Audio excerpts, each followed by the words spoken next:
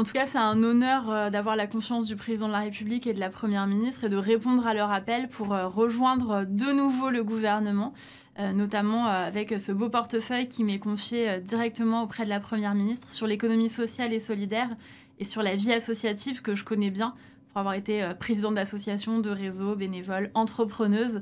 Et j'ai hâte de partir à la rencontre des acteurs de cet écosystème. Il n'y a pas de journée type pour un ministre. Par exemple, demain matin, je vais faire une émission matinale et donc la journée commence à 7h15.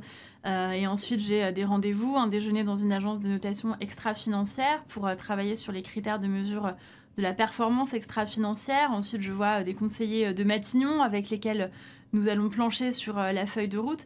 Et puis, il y a des rendez-vous avec des députés, des sénateurs. Quand la session parlementaire est active, il y a des questions au gouvernement le mardi et le mercredi. Ce week-end, je serai en déplacement en région. Donc, en fait, il n'y a pas de journée type véritablement pour un ministre.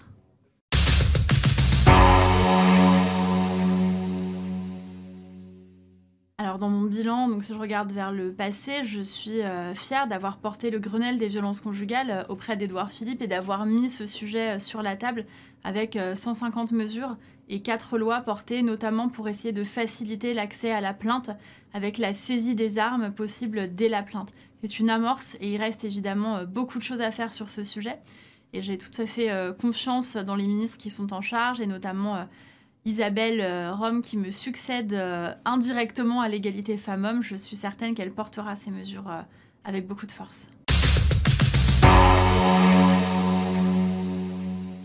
J'aurais aimé faire beaucoup de choses de plus et d'ailleurs c'est pour ça que je suis aussi très, très heureuse de rejoindre de nouveau cette équipe gouvernementale pour pouvoir encore plus agir. J'aurais peut-être aimé travailler davantage en partenariat et en interministériel. Et c'est quelque chose que je vais être ravie de faire avec mes collègues ministres, puisque la vie associative, et d'ailleurs comme l'ESS, sont des sujets qui sont profondément interministériels. Et donc je vais travailler en équipe et ça, j'ai hâte.